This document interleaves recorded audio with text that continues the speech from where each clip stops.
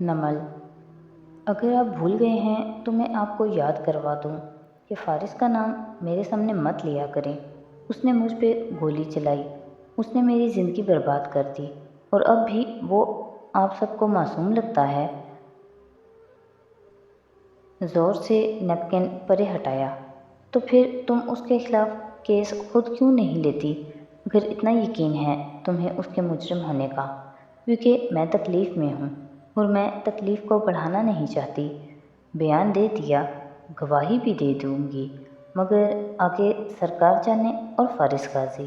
تلخی سے گویا پھٹتے دل سے کہتی اس نے آخر میں بہت دکھ سے ابا کو دیکھا، اور کیونکہ میں اچھی طرح سمجھتی ہوں کہ نصرت بھابی کیوں آپریشن کے دن سے آج تک مجھ سے ملنے نہیں آئیں، مجھے بار بار جھوٹا کہلوانے کا بہت شوق نہیں ہے۔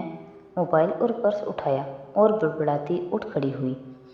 بابا جی ساری عمر کہتے رہے کہ وہ نہیں رکھنا تعلق تو میں کیوں رکھوں؟ سوچ سوچ کر ایک دن ہم تنہا ہو جائیں گے۔ میں تنہا ہو چکی ہوں۔ تھینک یو ابا۔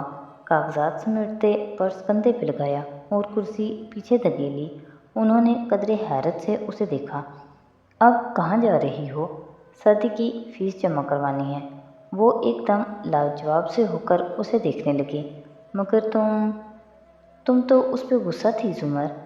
کیا مطلب؟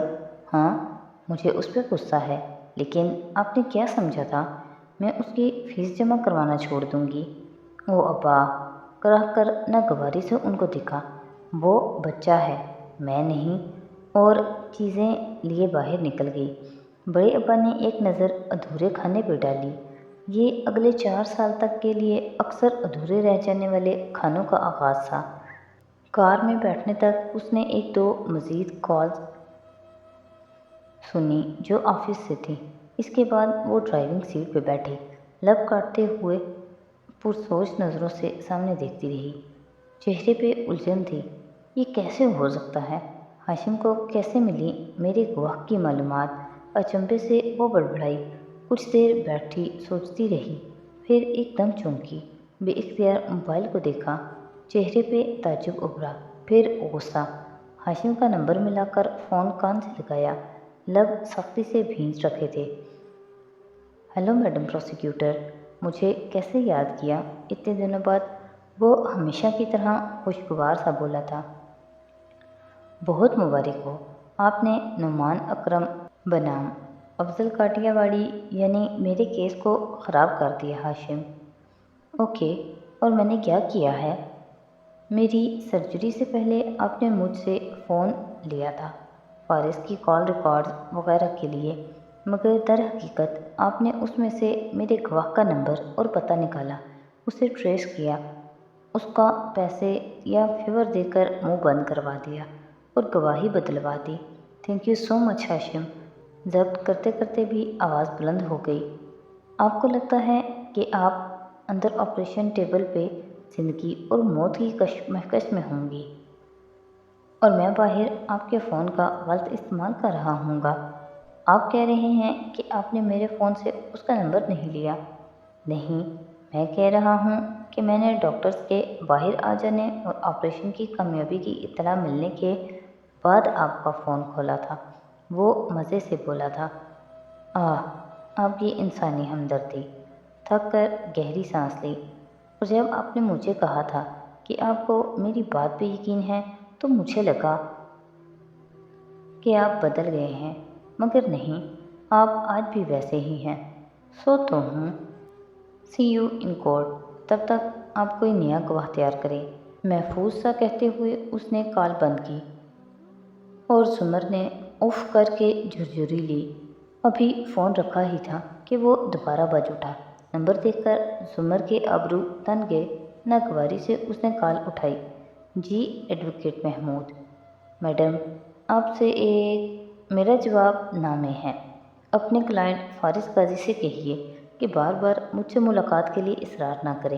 آپ صرف ایک دفعہ اس سے مل کر تسلی سے اس کی بات سن لیں، اس کا پوائنٹ آف ویو بھی تو جاننے کی کوشش کریں۔ ایک وکیل کی حیثیت سے آپ کو کیس کے دونوں پہلوؤں پہ نظر ڈالنی چاہیے۔ شاید آپ بھول رہے ہیں کہ میں اس کیس کی وکیل نہیں ہوں، نہ پروسیکیوٹر نہ ڈیفینڈر۔ میں اس کیس کی وکٹم ہوں، اور وکٹم کے لیے کوئی دوسری سائڈ نہیں ہوتی۔ اوکے، لیکن ایک دفعہ اس کی بات سننے میں کیا حرج ہے؟ وہ نرمی سے سمجھانے لگے۔ زمر نے بات کاٹ دی۔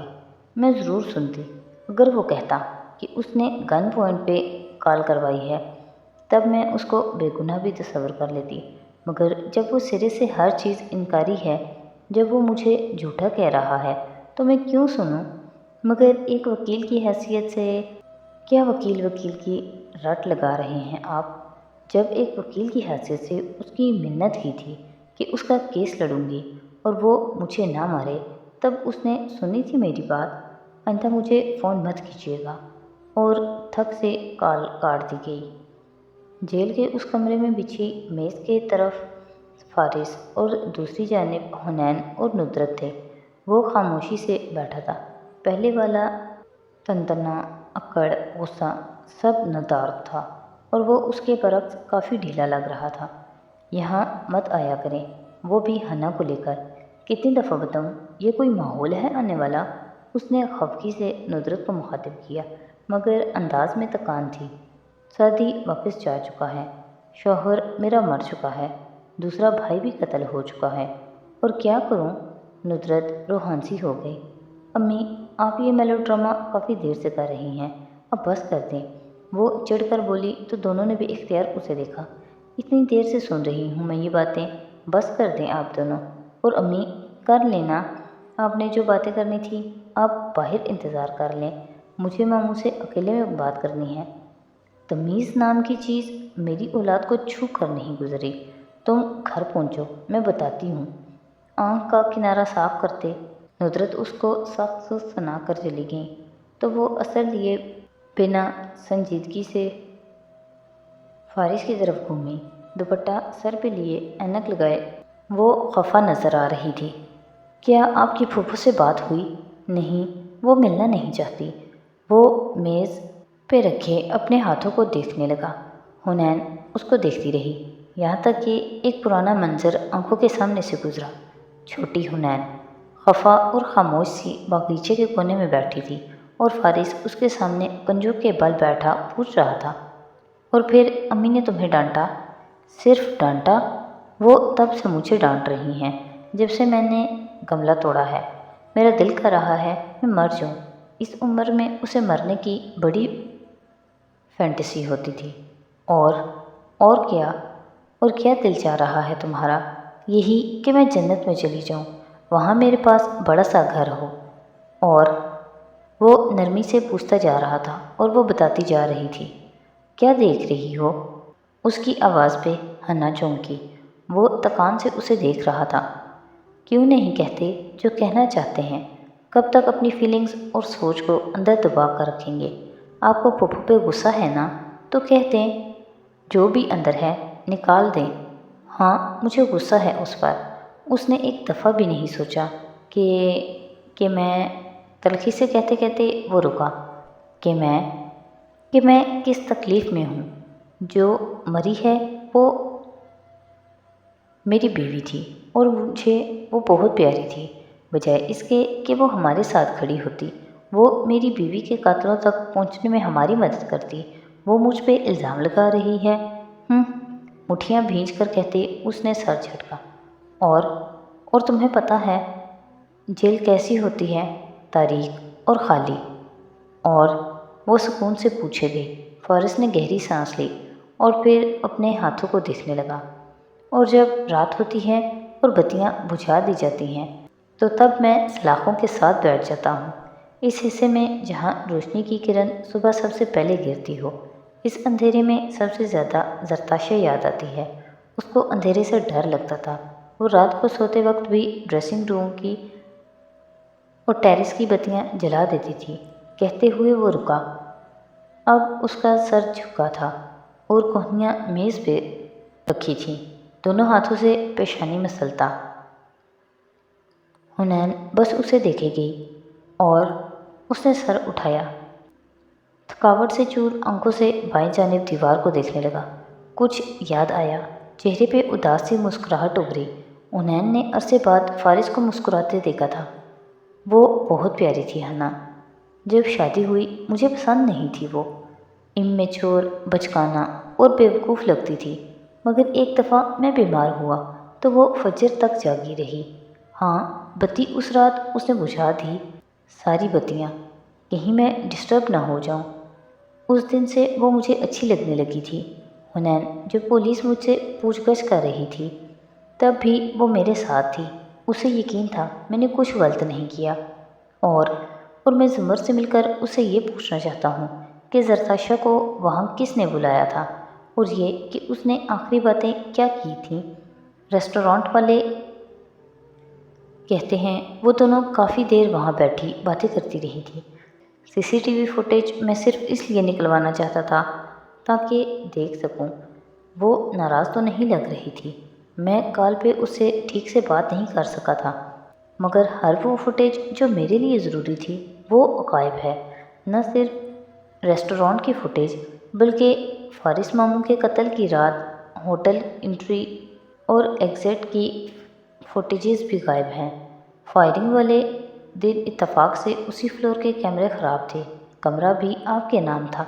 जो रिसेप्शनिस्ट इस वक्त डेस्क पे थी जब उस कमरे की चाबी ली गई, वो भी गायब है। आपको बुरी तरह फंसाया गया है मामू इस सब में। वो हथेलियों पे चेहरा गिराए उदासी से कह रही थी। मगर ज़ुमर इन तमाम वाक़यात को क्यों नहीं देखती? क्यों मेरी बात नहीं सुनती? मुझे इसमें फंसाया जा रहा है। वो कहती हैं एक इंटेलिजेंस ऑफिसर को कौन ट्रैप कर सकता है? कैसे नहीं ट्रैप कर सकता? ये हाशिम का सिक्योरिटी ऑफिसर खावर, ये भी पहले एक एजेंसी में था, फिर किसी न करदा जुर्म के बायस निकाल दिया गया। हाशिम ने उसका केस लड़ा और उसको बरी करवाकर अपने पास ले लिया। चंद लम्हे खामोशी छाई रही। वो काफ़ी देर से बोल रहा था, इसलिए अब थक चुका था। आपके एजेंसी के दोस्त, सीनियर्स कोई नहीं हैं जो हमारी मदद कर सकें? हुनैन, ये एजेंसियां तब तक साथ देती हैं जब तक आप उनमें शामिल हैं। जब निकाल दिए जाओ तो सब खत्म। मगर आपका कौन दुश्मन हो सकता है? किसी पे तो शक होगा आपको। दुश्मन तो बहुत हैं, कितने केसेस देखे याद भी नहीं। मगर ये मेरे दुश्मन ने नहीं किया, ये वारिस के कत्ल को कवर करने के लिए किया गया है। और वो कहते कहते रुक गया। आंखों में चुभन सी उभरी और हुनैन ने बगौर उसको देखा। मुझे हाशिम पे शक है। ओह, हना गहरी सांस लेकर पीछे हुई।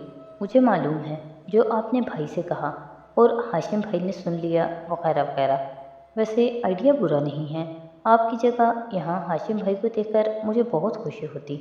उससे मुस्कुराकर आंखें बंद करके जैसे मज़ा लिया। मगर अभी आपने कहा ये सब करने वाला आपका नहीं, वारिस मामू का दुश्मन है। तो हाशिम भाई की उनसे क्या दुश्मनी? और वैसे वो कातिल लगते तो नहीं हैं। मैं ये नहीं कह रहा कि हाशिम ने कत्ल करवाए हैं, मगर मुझे इसमें वो फंसा सकता है। सबसे बड़ी बात, मेरी कार में जो भी डाला गया सो डाला गया। मगर जिस सुबह मैं और तुम अलीशा के पास होटल गए थे, तब पीछे से मेरे घर की बेसमेंट से मेरी गन चुराएगी। न कोई लॉक टूटा, न दरवाज़ा। इतने गार्ड, सिक्योरिटी चेक पॉइंट्स और सीसीटीवी कैमरों के होते हुए भी कोई कैसे मेरे घर में दाखिल हो सकता है, अगर हाशिम उसकी मदद ना करे तो? खैर, झोल तो हर सिक्योरिटी सिस्टम में होते हैं। जब लोग पेंटागन पहुंच सकते हैं तो कारदार्स का कसर क्या चीज़ है? हुनैन की बात दिल को लगती हुई नहीं लगी थी। और हाशिम की बहन, वो क्यों चली गई? बताया तो था वो मेरी वजह से गई।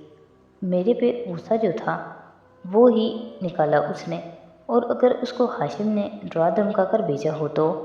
हुनैन, मैं उस आदमी पे एतबार नहीं करता। वो सुबह उठते वक्त आंख खुलने से पहले झूठ बोलता है। अब ये मत कहना वो मेरे लिए बेहतरीन वकील मुकर्रर कर रहा है, तो उसका ये मतलब है कि वो बहुत मुखलिस है। तुम्हें पता है? वो बताते बताते रुका। कहते, मैं सुन रही हूँ, मैं हमेशा सुनूंगी। वो उदासी से मुस्कुराई।